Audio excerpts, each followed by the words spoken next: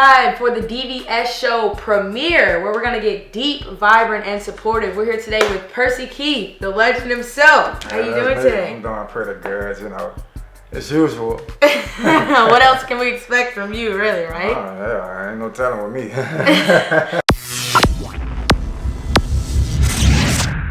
Okay, so on the first part of the show, the actual deep part, we're going to be asking you a series of questions that detail some things regarding the music industry and some personal aspects of your life. Alright, I'm cool with it. So the first question, to you, what is the Baton Rouge sound?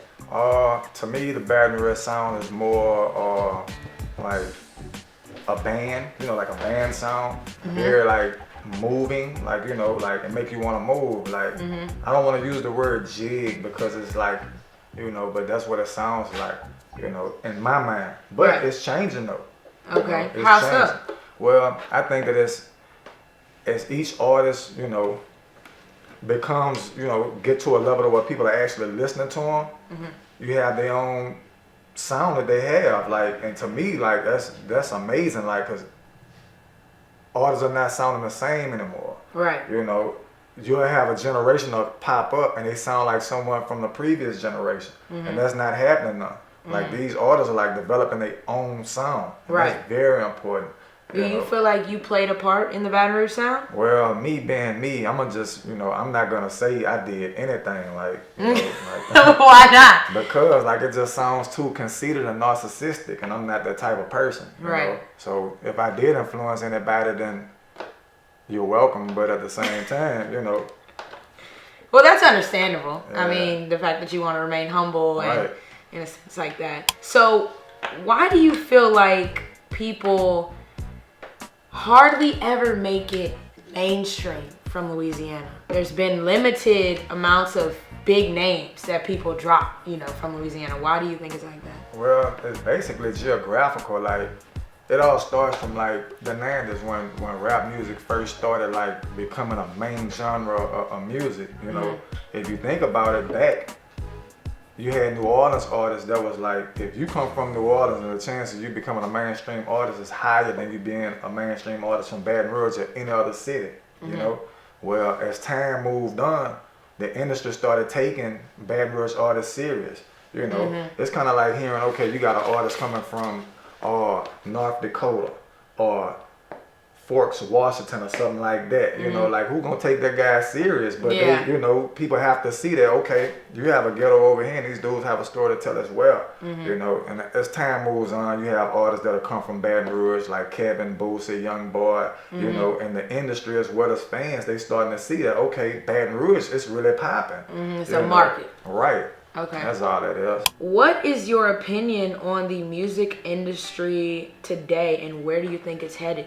The music industry to me right now is really like a beautiful thing, because like artists can make the type of music that they want. You know, you have artists like Travis Scott that's really like on a psychedelic kick. You have artists like Gunna, Young Thug. You know, that's a topic on its own. You know, and you also have the core gangster music. You know, so the music business is wide open right now. Right. But as far as like on a business level, you know. Like the marketing standpoint, like notice how all this social media, like trolling is what's like taking people to the next level. Like, do you feel like that's like imperative to do to make it now? Well, Or it is, because the way the music is sold, like, you don't have to, you know, say like, hey, this is my product, buy it. Like, Right. you have Apple Music and Spotify. Like, if you register your music the way, you know, you have a distributor that can put it on those platforms. If you have Spotify, Apple, and I put my music through it, it's already on your phone. You just Right. don't know it. You know, so artists have to be active on social media. You know, they have to do that. Now, the way that they do it, trolling or being attractive or just catching someone's eye, you know, like, that's on their artists and what, you know, they can do for them. But it's all about promoting. You have to promote something that's already been sold to the consumers. do you think that there's like a line that should be drawn? Like, because I've seen, you know, people fake deaths for like to get everybody's attention, and then they go say, oh, my new single's out, and the music video is them getting shot in the video. Like, so what's your opinion on like how far people are taking it? Well, I look at it like basically for what it is. It's all entertainment, you know, and the more active and more convenient that you can be entertained. Like you can pull out your phone. Like you don't have to rush home and watch the TV or wait for a magazine order to come out. You just whip out your phone and be immediately entertained. So what's the difference from an artist faking his death or doing something, you know, dramatic or made up through the form of entertainment than watching a movie? You know? Like how many times you seen an actor die in a movie? Like 1,000 times. But they're still alive, you know. And they still watch it. Right. Like music is entertaining, you know. Like it's entertainment. You know, they're just taking it to a whole nother level. Do you think you would ever, you know, pull some stunt? Like No, nah, if I was doing something like if I had a role in something like that, then yeah, but it wouldn't be no nothing to just get on real quick. Oh no, I wouldn't do that. I'm old school. Like I think faking your death is kinda like provoking. Yeah, like law of attraction. Yeah, that's like too janky for me. That's too janky. I wouldn't do that. Would you ever get married? Oh yeah, I get married. Marriage is a beautiful thing. Okay, so what's holding you up? Finding the right woman. And of course with my life, you know, marriage is a 50-50 thing. You know, I want a strong woman, you know, financially, emotionally, and of course attractive. Right. You know, but I have to be able to provide these same things as well.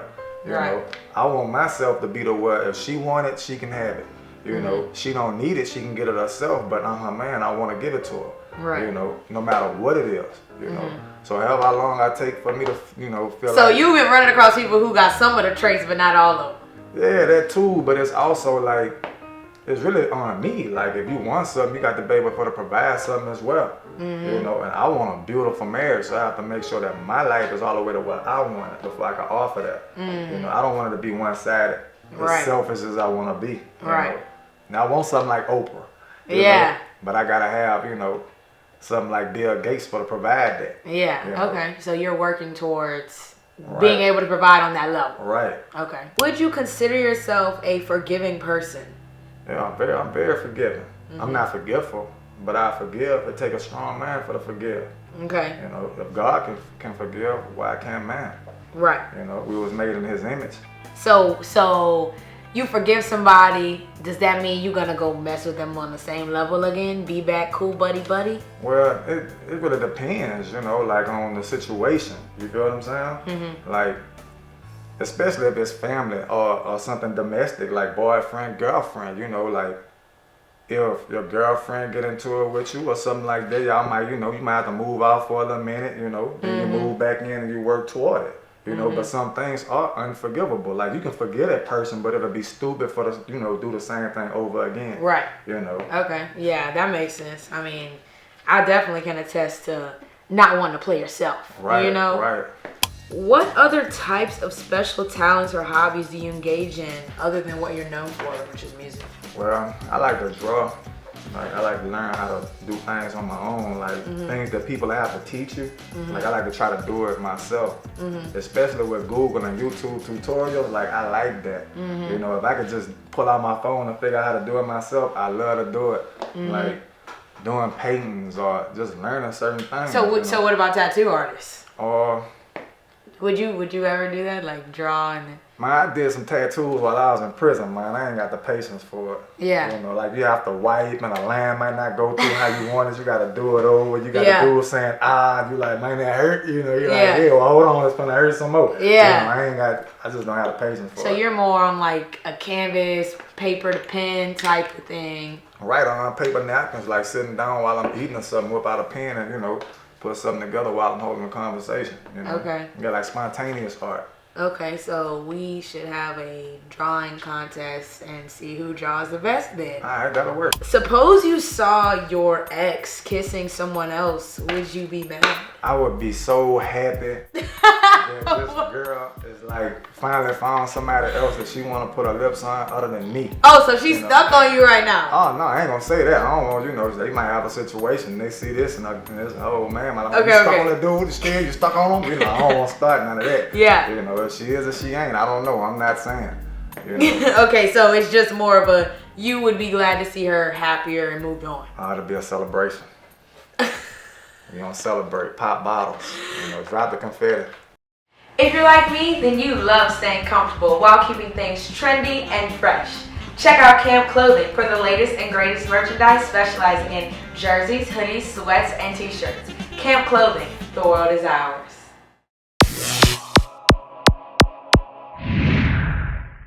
on to the next part of the show. We're gonna be getting vibrant here, so we're gonna play a game. It's called Truth or Lie. So in these envelopes, you and I have written one truth and one lie, and you're gonna go first. You know, hold them up and pick which one. And basically, it is our job to figure out if the other person is lying by asking them a series of questions within 60 seconds. And then, you know, putting down, you know, whether it's the truth or lie. All right. So yours, so hold them up, and I'm going to pick which one. So you already started to open that one, so I'm going to go with that one. All right. So what we got popping. I enjoy staring at contemporary art / paintings. Okay, well, I'm gonna go with truth because you already said that you like. I played myself. I played myself, man. I'm half white, half Native American. What? Questions? Okay, so where's your mom born? She was born in New Orleans. And your dad's born where? In St. Francisville. So are they mixed? Kind of, sort of. So where were you born? I was born in South Baton Rouge. Well, do you know Native American tradition? Yes, I do. You have any Native American tattoos? No, I don't. Have you ever participated in any like rituals? No, I haven't. Time running out. Okay, well, I'm gonna go. I want to say that I feel like you're mixed, but I don't feel like it's with Native American though. Yeah. Or what is it? Like, I'm gonna say lie. What is it? It's the truth. Oh, so it is the truth. So Yeah, you are it's the Native truth. American. All right. Okay, well then. I'm not Native American though. Like my dad got like Choctaw in him. And my mama like about her being a Creole. When you asked me she's mixed, and I said kind of sort of. She's not, but she is. Like with her being mixed, it creates the ethnicity of what she is. She's French Creole, which is a race on its own. It's just not marked on job applications or nothing like that. But a French Creole is black mixed with a French native that settled in, you know, a southern state. Right. Feel what I'm saying? So when you fill out the form, what you put? Yeah, I have to put black. Like if anybody that's mixed with black, it don't matter what it is, black and white or black and Chinese. Like that, if you mix with black, your ethnicity is black. Right. Now you have some people who was all born biracial, but they show no signs of African American, and they white parents probably marked them on their birth certificate as Caucasian. You know, but when it all boils down to it, they black. You know, they black. Okay. You know? Yeah. So this right here really is like a truth and a lie. You know. Oh, so it's a truth and a lie. So you bent the rules. Yeah, I bent them. Okay. We know you known for that. You bending the rules. Okay. So your choice. I'm gonna go with this one right here. Okay. I have a history of being very adventurous. I once broke my arm riding a motorcycle. Do you know how to ride a motorcycle? Yes. Alright, what side is the clutch on? The left. Alright, what side is the brake on? The right. Where's the front brake located at? The foot pedal or the handbrake? Why do you want to ask me questions about the motorcycle itself? Because I need to know if you know how to ride and to know if you fell off of it. Okay, so repeat the question. I know that the braking system is on the right side of a motorcycle. And I'm asking what part of the braking system controls the front brake? The hand pedal or the foot pedal? The foot pedal. Alright, you wrong, but let me see. I'm gonna go with that's the truth. Well, it's actually a lie. Huh? It's a lie. Did you think I was like lying on purpose? No. To make it the truth? No. But when you said that, you know, when you went to answering the question about the motorcycle, like yeah, she rode, and the chances of falling off a motorcycle is higher than that. Okay, well, I have never rode a motorcycle, and I've broken no bones in my body before. Oh man, you should break something, man. That's fun. Well, honestly, I think I may just be good at like maybe making you think something that is not. Yeah, you're good at that. You're good at that. You seem very adventurous. Like I don't think that's a lie. You sure you ain't tricked me? No, I tricked you by saying that I was adventurous and then put what it was about, but that was the lie. I never rode a motorcycle. Oh man. Okay, you want to do the other one? Yeah, man, I feel like we gotta have a round two of this. You don't want to go outside. Okay, I was robbed this year for the first time in my life. Oh no, that's true. Are these questions? Oh, yeah, I'm asking that's a dramatic experience. You was robbed. You didn't ask me any questions. I'm gonna go with true. I'm asking like that's a hell of a statement you just made. Like you was robbed. Like a girl, like with a gun in your face, like. No, it was. First of all, you didn't ask any questions to figure out if I'm true or lying. You just gonna say out the gate true. Yeah, cause that was a shit. Yeah, cause the other one was a lie. This one gotta be true. I'm just saying. Well, both yours were true. Count. Okay. You was really robbed though, or you got like? No, I was really robbed. I was really robbed. I'm sorry to hear that. But it wasn't gunpoint. It was South by Southwest. I went to a mansion party, and I was actually going to network with some people. I went with my friends. I came back to my car, and my car was broken into. Oh. Now, they took a lot of stuff, and it was a lot of equipment, and I had just bought like a nice Bape hoodie, like $500. Like, cause South by Southwest, they selling all the merch. Right. It was all gone. Oh, I'm sorry to hear that. Yeah, me too. But it was a valuable experience, actually, because what was taken from me showed me that, it shouldn't be my focus. They actually took a lot of equipment that had to do with like some video stuff, and it made me think like maybe I should lean more towards music.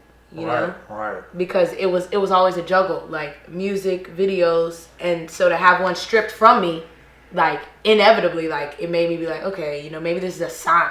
But that happens, don't leave all your stuff in the car.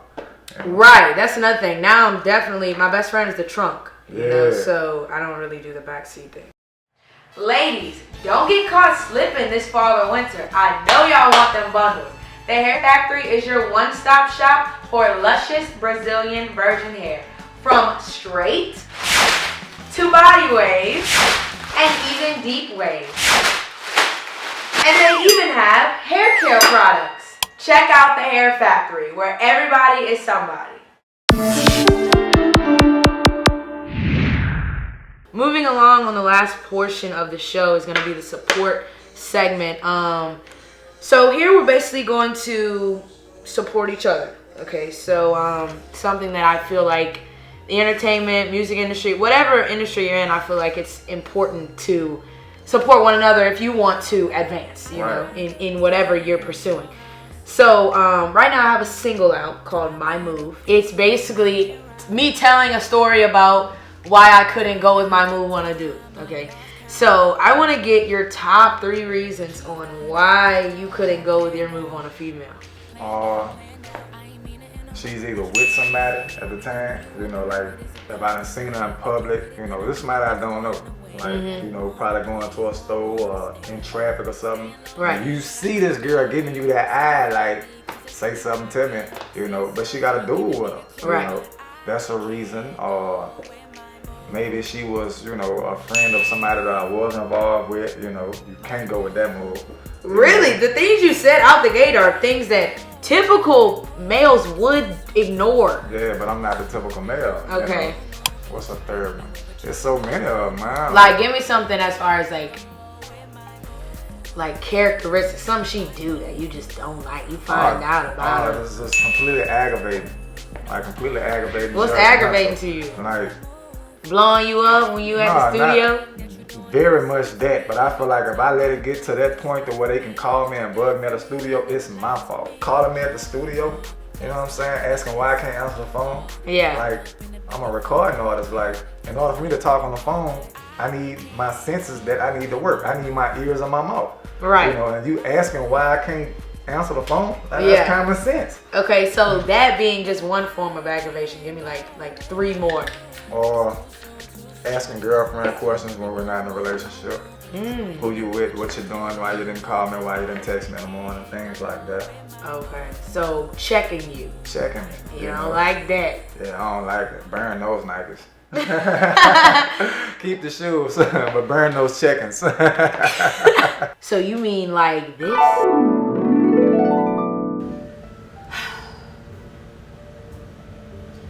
so aggravated. This nigga really got the game fucked up. I be trying to keep it cool with these motherfuckers, man. Like, I be telling them I don't want no relationship, man, but they still be. Look at this shit, motherfucker texting me now, man. About what I'm doing, man. Like, you just asked me that like 5 minutes ago. You know how that shit goes. You know how that shit goes. Fuck. That's what she doing, No. Okay. When are you leaving? That's why they got this shit fucked man, up. as you want to ask these serious ass questions, man. Like, it's in the middle of the day, man. I ain't trying to have no Wendy Williams talks, man. Come on, man. Oh my god. No. You know what? I'm about to call this nigga.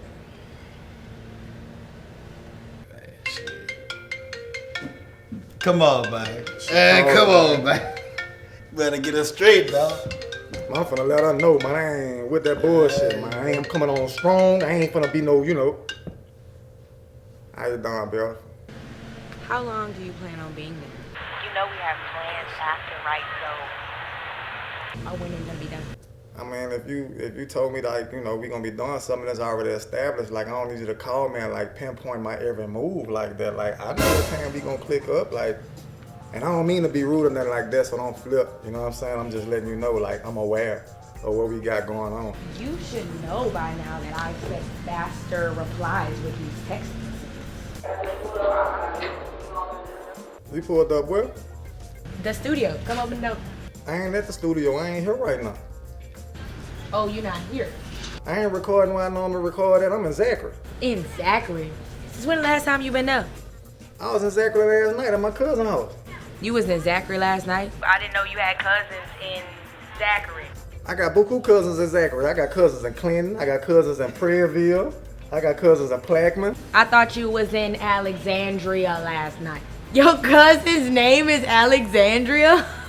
What you want me to do? Because check this out. I'm outside the studio. You're not here. So what you trying to do? Like, why are we even talking about that? Like, what you doing outside? Like, I ain't even there. Like, look, what you want me to do? What you want me to do? You see how I'm living? I gave you the rundown on what's what. And you still coming at me sideways, man. Like, what you want me to do? Make sure when you leave, you let me know that, you know, you're on the way, because I expect you to leave the studio and come to where I'm at. Yeah, I'm coming straight to you, man. As soon as matter of fact, I'm gonna call you when I'm walking down the stairs of the studio.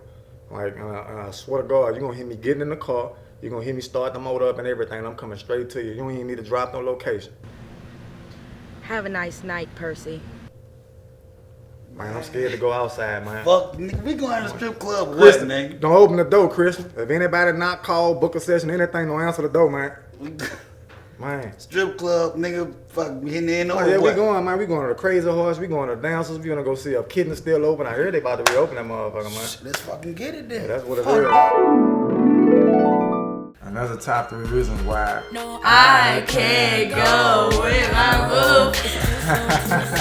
Okay, for your chance to be featured in next week's episode, email me clips as to why you couldn't go with your move to delvalleystudios@gmail.com, and your clip just might appear on the show.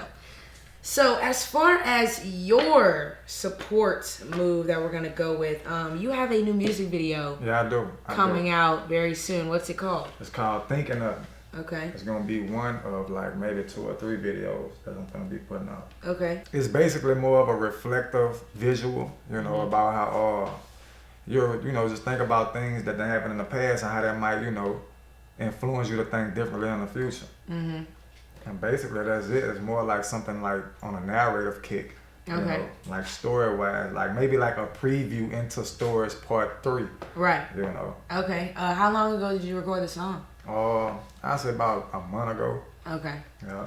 All right. Well, here's your exclusive on Percy Keith's Thinking of Me music video, brought to you by The DVS Show. Replaying old conversations like what the fuck was I thinking then? Compelling myself, telling myself true love, she can't pretend. Way too plain to guess. I know. Who she fucking next? Who knows? Iceberg chest. Too cold. What comes next? I know. Clearly it's me, clearly misread. Do I miss them hoes? I guess. Do they miss me though? White X. Probably not so. White stress. I'm contemplating and concentrating till my face tight like I'm constipated. Just observating how they operate. When the dope and money gets confiscated, they all can't be real. I know.